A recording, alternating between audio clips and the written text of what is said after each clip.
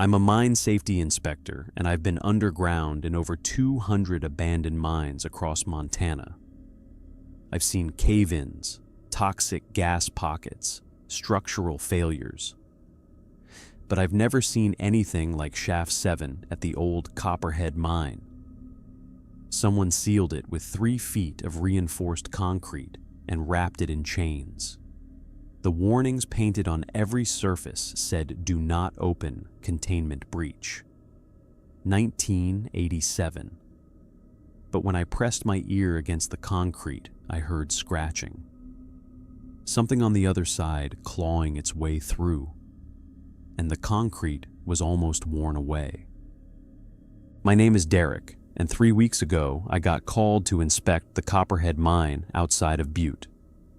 The mine had been closed since 1993, but a development company wanted to turn it into a tourist attraction. Underground tours, historical exhibits. They needed my certification that the structure was safe. I arrived on a gray October morning with my equipment: hard hat, respirator, gas detector, headlamp. The mine entrance was a horizontal shaft cut into the mountainside.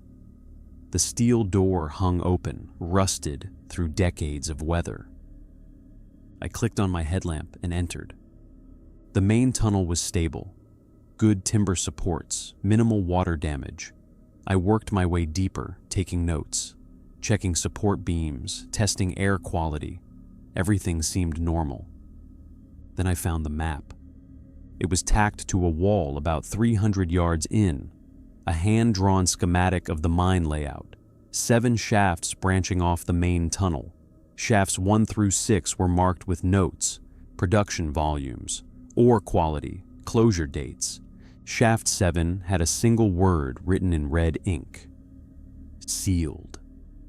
I pulled out my official blueprints from the mining company. Shaft 7 wasn't on them. According to the records, only 6 shafts existed, but the hand-drawn map showed it clearly. A 7th branch at the deepest point of the mine. I kept walking. My boots echoed on the stone floor. Water dripped from the ceiling. The air grew colder as I descended. Then I saw it. At the end of the main tunnel, a concrete wall. Fresh concrete. Well newer than the rest of the mine. It completely blocked what should have been Shaft 7. The wall was 3 feet thick, reinforced with rebar, and wrapped in heavy chains bolted into the surrounding rock. But that wasn't what made my blood run cold. The wall was covered in warnings, spray-painted, handwritten, carved into the concrete itself. "Do not open. Containment breach. July 14th, 1987. Whatever you hear, do not break the seal. It is not human." And at the bottom, in newer paint that couldn't have been more than a few years old. Still active. Scratching detected 2019. I stood there staring at the wall, trying to process what I was seeing. This wasn't standard mine safety protocol. This was something else, something someone had desperately wanted to keep contained.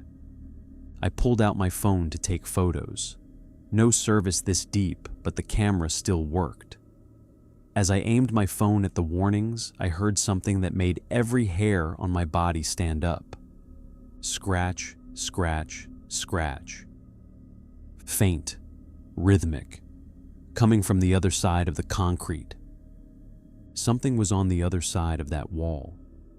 Something was trying to get through. I pressed my ear against the cold concrete. The scratching was clearer now, not random, methodical, like something dragging claws across stone in the same pattern over and over. Then I noticed the concrete itself. On the right side, about waist high, the surface was worn smooth. The rebar was exposed in places. Whatever was scratching had been doing it for years, decades, slowly grinding through 3 feet of reinforced concrete. And it was almost through. I could see a small hole.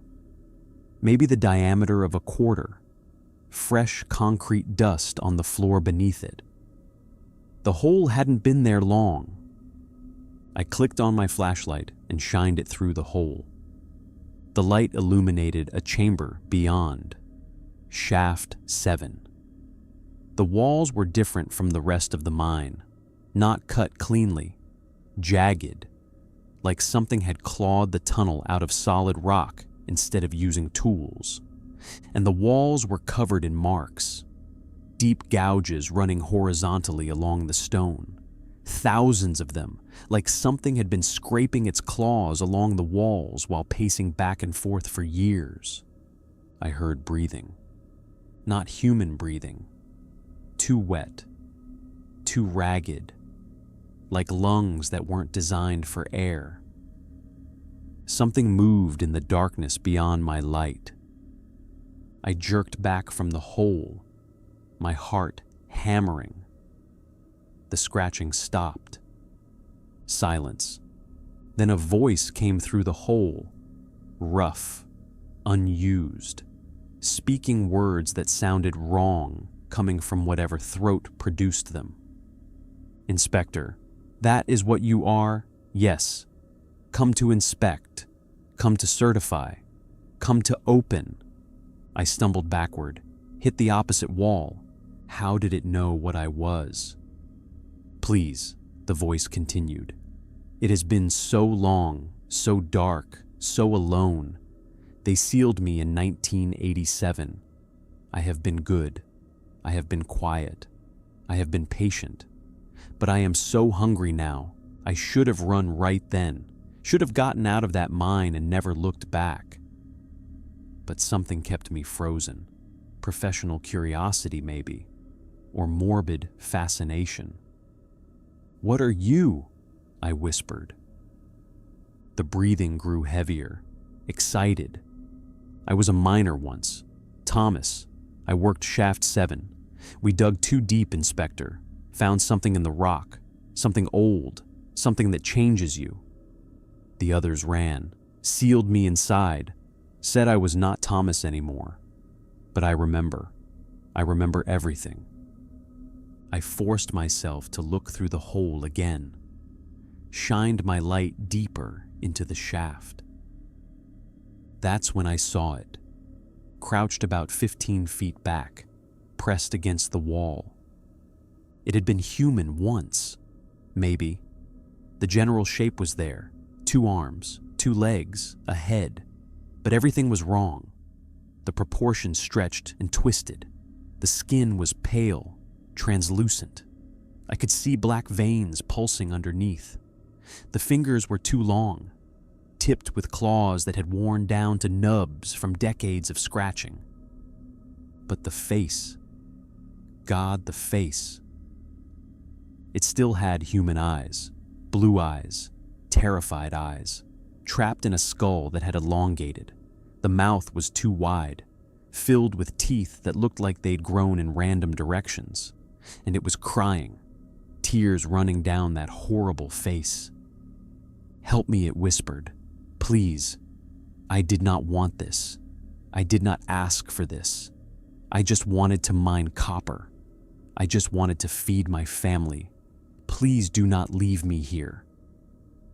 Something in its voice sounded genuine, desperate, human despite everything else. I pulled out my phone, called my supervisor, voicemail, no service to send it, but I recorded anyway. "This is Inspector Derek Hollis at Copperhead Mine. I found an unauthorized seal on Shaft 7. There appears to be someone trapped inside, requesting immediate assistance and possible medical response." The thing heard me. It pressed closer to the hole. I could smell it now. Rot and copper and something chemical. "Yes, yes, call them. They will open the seal. They will let me out. Finally. After 36 years. Finally." Then I saw the warnings again, read them more carefully. Containment breach. July 14th, 1987. I pulled out my notebook, checked the research I'd done before coming. The Copperhead mine had an incident in 1987. A miner named Thomas went missing in Shaft 7. Search teams found evidence of a struggle. Blood, but no body. The official report said he'd fallen into an unmapped vertical shaft, presumed dead. The company sealed Shaft 7 and claimed it was due to structural instability. But that wasn't what happened. They'd sealed him in alive, because he'd become something else. Something they couldn't explain, something they couldn't kill. "What did you find down there?" I asked. "What was in the rock?" It laughed, a wet, gurgling sound. "Eggs, Inspector, ancient eggs in a copper vein, older than the mountain. We cracked them open.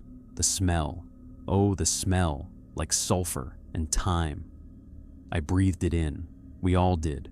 But I breathed deepest, and I changed. The others changed too, but slower. They got out, got help. They shot them, burned them, but I was already too far gone, too strong. So they locked me in here, fed me for the first year, pushed food through a slot, but then they stopped, said I did not need food anymore. They were right. I do not die, Inspector. I do not age. I just hunger." I looked at the hole again, at the exposed rebar, at the fresh concrete dust. "How long until you break through?" I asked, though I already knew the answer. Days, the thing that had been Thomas said. Maybe hours. "The concrete is thin now, so thin, I can almost taste the air on the other side. Can almost smell you, Inspector. You smell alive. You smell warm." Its voice changed, became less human, more predatory. "When I get out, I will remember you. Your kindness, speaking to me, listening. I will find you first. I will thank you properly." I backed away from the wall, started moving toward the exit. The thing began laughing, that horrible wet sound echoing through the hole. "Run, Inspector, run, but I know your scent now. I know your voice. When I am free, I will find you. I will find everyone. I have been patient for 36 years. I can be patient a few days more." The scratching resumed. Faster now, more frantic. I could hear concrete cracking. I ran, sprinted through the tunnel, my headlamp beam bouncing wildly. Behind me, the scratching grew louder, more intense. Then I heard something that stopped me cold. A crack, like breaking concrete. Then a roar, not human, not animal, something in between. It was out. I reached the entrance. Sunlight had never looked so beautiful. I got to my truck, started the engine with shaking hands. As I pulled away, I looked back at the mine entrance. Something pale was moving in the darkness just inside the shaft, staying in the shadows, not ready for sunlight yet, but watching me. Those blue human eyes tracking my truck. I drove straight to the county sheriff, told him everything. He listened, took notes, said he would investigate, but I could see the skepticism in his face. That was 3 weeks ago. Yesterday the sheriff called me. His voice was shaking.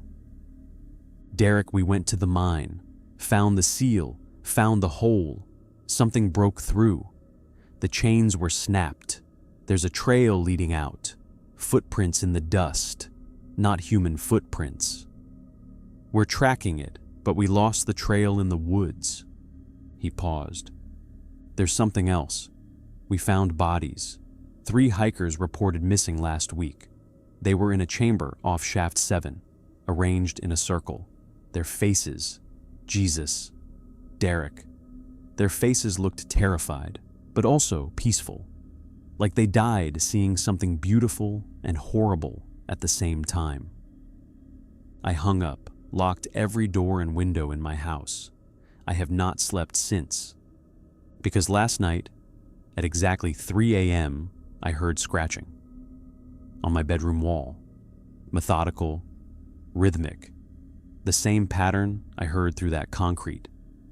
And a voice, Thomas's voice, but layered with something else now. Something that had been waiting in the dark for 36 years. Thank you, Inspector, for listening, for caring. I wanted to thank you in person, but you have so many locks, so much security. It will take time to get through. The scratching continued. But I am patient, and I am so very hungry. I am leaving Montana tonight, driving as far as I can. Maybe it will not follow. Maybe it will find easier prey. But I know the truth. It will follow. It knows my scent. It knows my voice. It has nothing but time. If you work in mine safety, if you ever find a shaft that is not on the blueprints, if you see warnings about containment breaches or seals that must not be opened, do not investigate, do not ask questions, do not try to help whatever is on the other side, because some things are sealed away for a reason. Some things should never see daylight again, and some mistakes cannot be undone. Thanks for watching. I hope you consider subscribing for weekly videos.